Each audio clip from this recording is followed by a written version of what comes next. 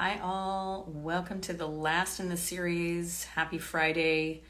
It is Zero Waste Month for a couple more days and we are finishing strong with Ask the Zero Waste Organizer.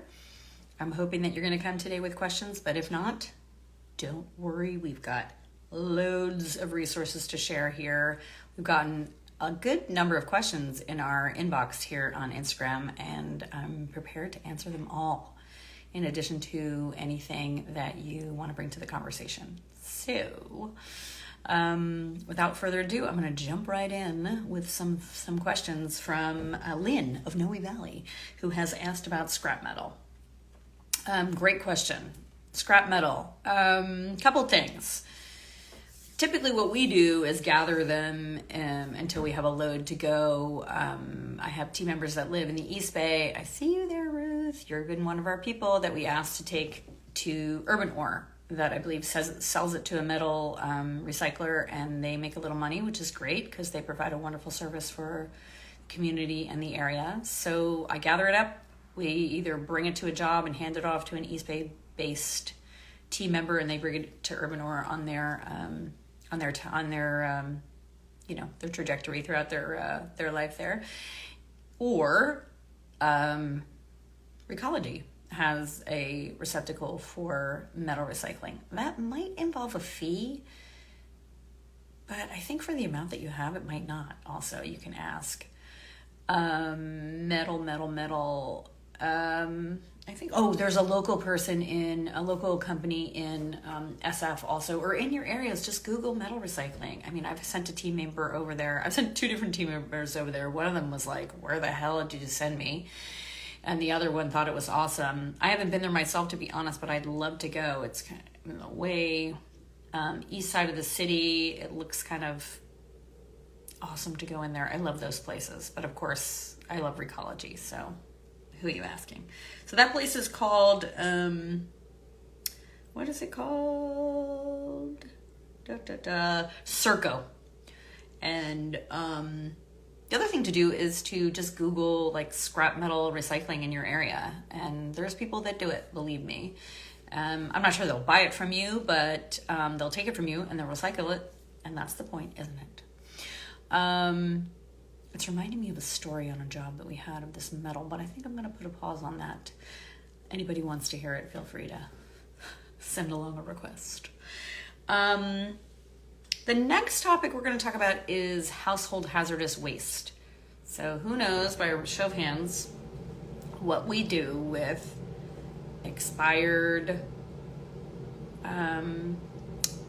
cosmetics of any kind, expired sunblock, or bug spray, or chemicals from your kitchen or your cleaning supplies that you're not going to use again. Put a pin in the cleaning supplies. Anyone?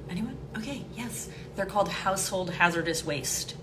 It's kind of a heavy-handed phrase, but I kind of like it because it just shows you that those things are not supposed to go in your landfill.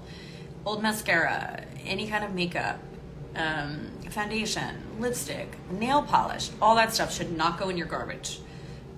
Do not put it in the garbage. Save it for us. We'll come and pick it up and put it with our stash, and we bring it to Recology for the household hazardous waste. Here in the Bay Area, you can drop that off. I think it's Thursday, Friday, Saturday, and there's some hours. Or they'll come and pick it up, but you have to give them a photo of exactly what you're bringing in. That could include paint also. And other, I think if you Google it, there'll be a detail of all what you can give them. But household hazardous waste, learn the term, label your stuff, don't put it in the landfill. Speaking of which, I think I mentioned this before, there's an organization that will take partially used, like new, I don't know why I'm using air quotes, makeup and cosmetics, and look on our website for that because I can't remember the name, I'm so sorry.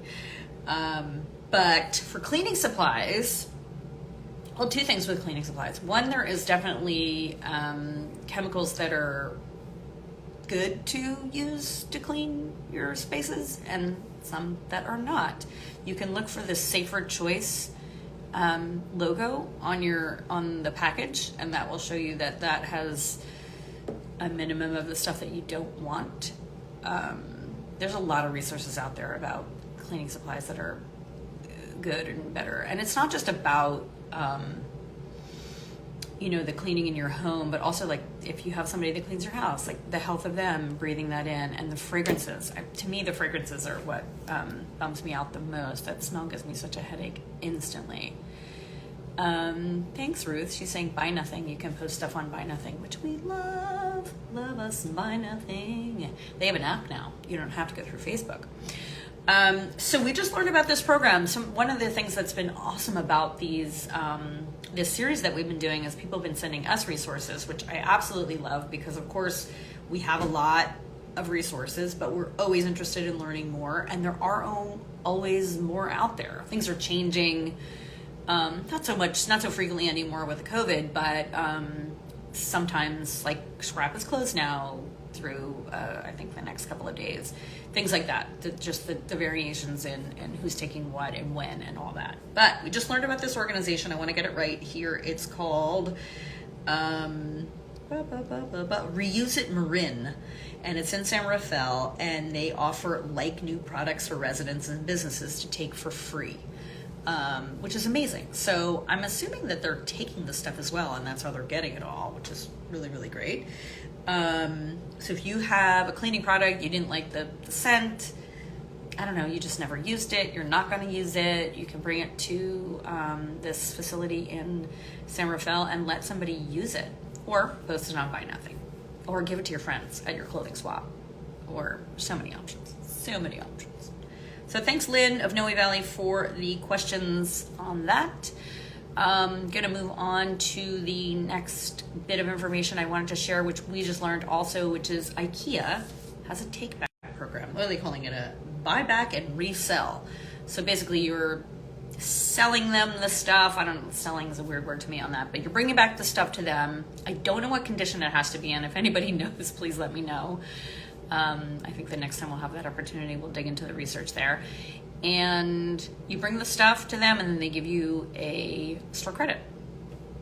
Why not? I love this idea because I've always been really fired up about manufacturers, big manufacturers like IKEA, like so many others, a refrigerator, this, that, and the other thing, that you have no say as a consumer, as the end user. I don't like consumer, but as the end user in deciding what it gets packaged in, what goes in it, all those things. So if these manufacturers were, it was understood that they were going to be getting these products back when they were at the end of their useful life, then they would design them differently. This manufacturer-producer responsibility. Super fired up about that. If anybody wants to talk about it, hit me up. Let's get a conversation going and see what we can do. Because that to me can result in big, big change that we clearly need. So what else have I got? I got a bunch of questions from Karen Walker in Brooklyn. Thank you, Karen. We love these questions. Keep them coming. If anybody has any question right now, pop it in the comments section. Otherwise, I'll just riff for a little longer, and this video will be out there for anybody to view. Karen was asking about, she asked about a bunch of things. Aero beds with leaks. Great question. This can be tough, honestly. We had one time. We found the leak and were able to fix it for the client, which was great because they do have instructions on how to fix them. If you don't have the patience for that, totally get that. You can post it on Buy Nothing and just say it has a leak. There's ways to fix it, and there's people out there that would be happy to take your leaky aerobed off your hands for free, and they'll fix it. Perfect. That goes for a lot of things. We recently had a stroller from a client with a busted up wheel. I haven't posted it yet, but that's a good idea. I was wondering about getting it fixed, but it's like how much resources can we put into it? But I know that they can be fixed. You know, there's always a label on these things, on the manufacturer label that shows you, of course, the brand and the label, the model number, the year it was manufactured, and with that information, you can, sometimes it doesn't say the year, there's a code or something, but you can Google that. And then contact the organization and let them know you want to fix stuff, because if they know you want to fix it, they're going to make it easier for us to do that in the long run. We have to use our voice and the power of our dollar. And I'm gonna kind of wrap it up with that today. But the arrow beds, so fix them.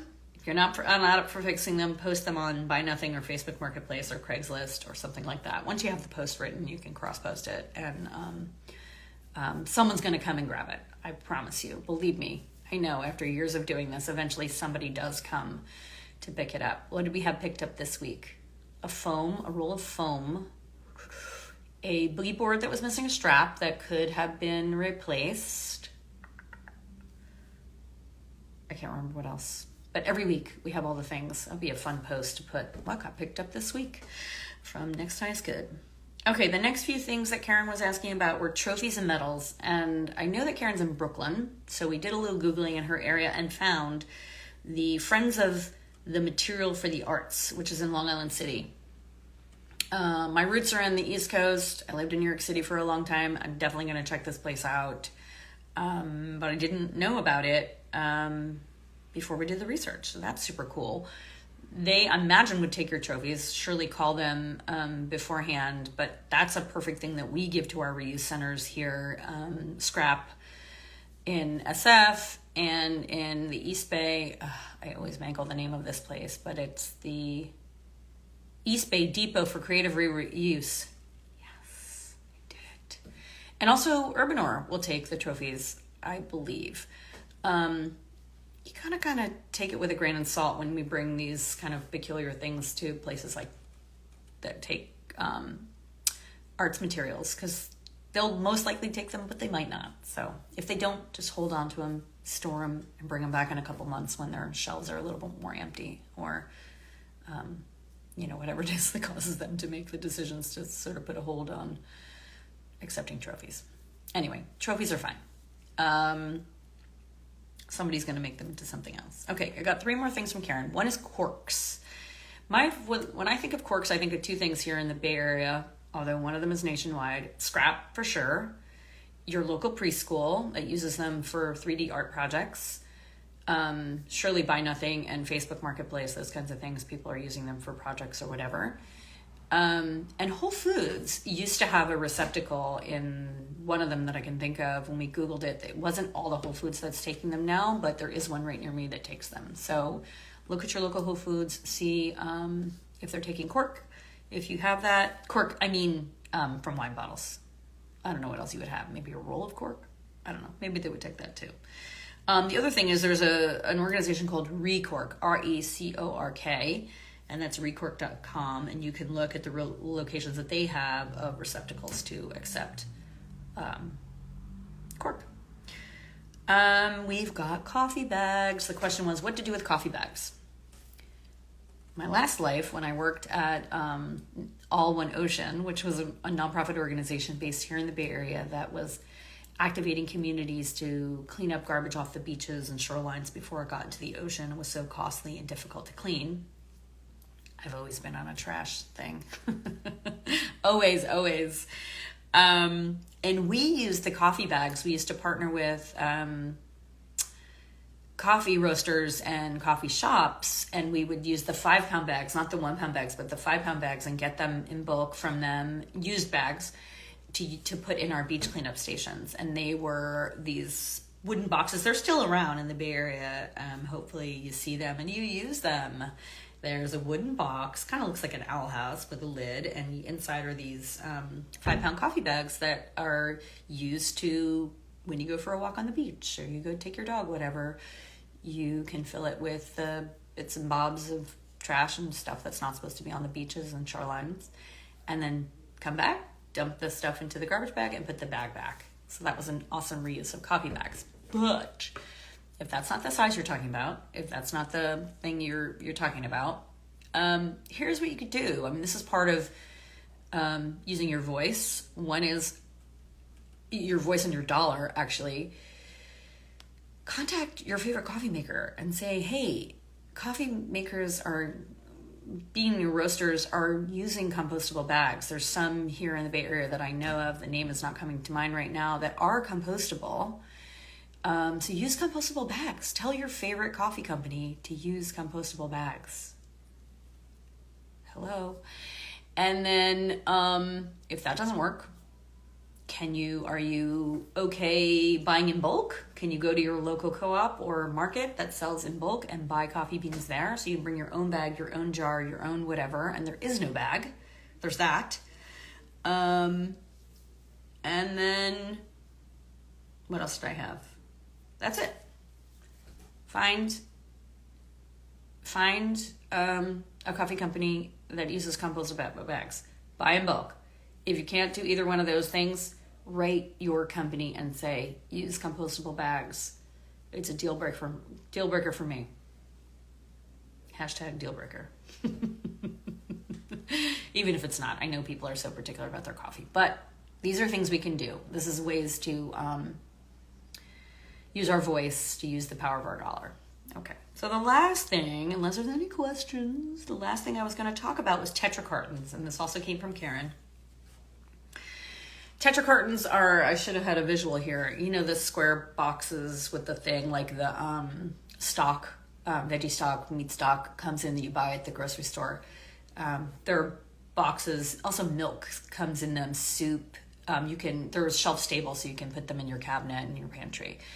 When you use them, they can be recycled in some places. This is a newish thing, and they used to not be able to. My understanding was that there were so many layers. There's paper in there for sure, but there's also linings of plastic and other things. So there's like layers of material there that didn't make them recyclable. I don't know how they're doing it. Don't know. Don't ask. But they are recyclable. In some areas, I'm going to look at this website here, recyclecartons.com. And then there's a locator there that you can look. And if not, there's nothing in your area. You can poke around on that website, recycledcartons.com, because there is a page that says what to do when your city doesn't recycle cartons. And one of the things I believe is that they mail them into you can mail them into a recycling place, clean and dry, I'm sure. That's fine. Just give it a quick rinse. They don't have to be like super clean. Quick rinse and put them over in your dish drying rack for a couple of hours and they'll dry out. Or again, and this is kind of going to wrap it up here about using your voice and your dollar to petition to get them recyclable in your local area. I think it's so important that we need to use our voices more and more to get our communities to support us in the way that we need support. If this is what you want, get it done. Get it recycling. In your spare time, get a little campaign going to get Tetra cartons recycled in your area. If that feels ridiculous, call me and we'll chat. And I'll coach you on this. I think that's all I've got for you today. It's the end of the month. It's almost Halloween. It's been awesome Zero Waste Month. We've done this series. We skip last week because a client needed us. I figured you'd understand. It was amazing. You should have seen when we did. It was completely transformative. Super excited for her. And it's been great. I'm definitely going to do these again. I'm loving it. I hope that you are too. Please send me a message if there's anything you want to know. Just because it's not Zero Waste Month anymore doesn't mean that we're not going to receive questions. Doesn't mean that we're not going to just keep firing away on zero waste. So keep sending the questions our way via the posts or direct message, or hit us up on the website. Please let us know any resources that you have. Let us know if this has been helpful or if it hasn't, if there's anything, any kind of feedback. We love that. We just really want to help people to be empowered about zero waste and low waste. It doesn't have to be zero. I know that that's a heavy term, and if you don't live in the bubble of the Bay Area here, it can be difficult. But every little bit counts. I really want to drive that home, and I hope that this has been helpful. So with that, I will bid you adieu and send you a good weekend, wishing you a good weekend, a great Halloween, and a good, strong finish to Zero Waste Month. Stay tuned. We will be doing more lives. I'm excited about the makeover in my garage is going to happen fairly soon. And if there's another topic that you'd like to hear about, please let us know that too. Thanks so much for your attention. Love doing this, and I hope it's been fun for you too. Okay, bye.